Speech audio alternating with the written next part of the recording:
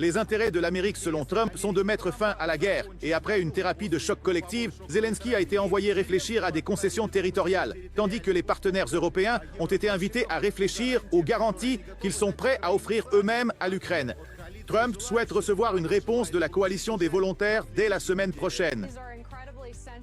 Ce sont des négociations incroyablement délicates qui se déroulent bien entendu entre les gouvernements. Comme l'a dit le président, le secrétaire d'État Rubio et d'autres membres de l'administration étudient comment ces garanties de sécurité pourraient être mises en œuvre. C'est là tout l'enjeu des négociations.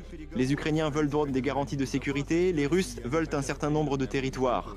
Nous avons enfin obtenu des détails, mais nous travaillons encore dessus. Tout n'est pas encore clarifié. Ayant manqué la rencontre des présidents en Alaska, le principal sceptique de l'administration concernant l'Ukraine a assisté assidûment à toutes les autres négociations sur l'Ukraine. C'est d'ailleurs J.D. Vance qui, il y a 6 mois, a passé un savon à Zelensky, leçon que ce dernier a parfaitement retenue pour la deuxième fois.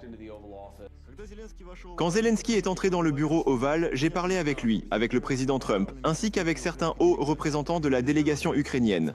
J'ai dit à Zelensky, « Monsieur le Président, si vous vous comportez bien, je ne dirai rien. » Et il a simplement esquissé un léger sourire.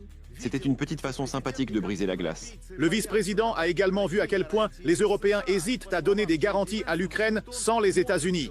Selon J.D. Vance, Washington pourrait tout de même s'impliquer une fois qu'il sera certain que sa participation ne sera pas perçue comme une escalade.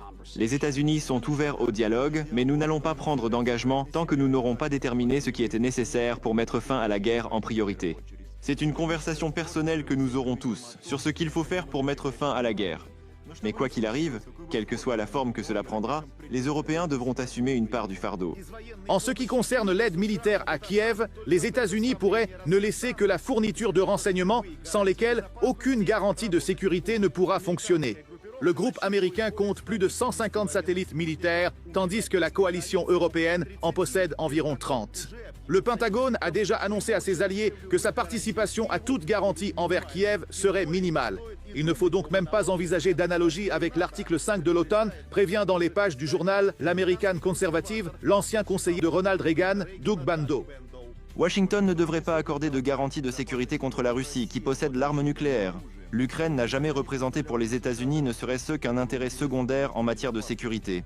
Les architectes de la guerre par procuration contre la Russie sont restés silencieux pendant longtemps. Le plus important d'entre eux, l'ancien conseiller à la sécurité nationale de Biden, Jake Sullivan, est sorti précipitamment de l'ombre dès qu'il a été question de paix. Les États-Unis doivent rester dans la partie si l'Ukraine veut disposer des moyens nécessaires à une autodéfense efficace. Cela signifie que nous ne pouvons pas permettre une situation où les États-Unis se laveraient simplement les mains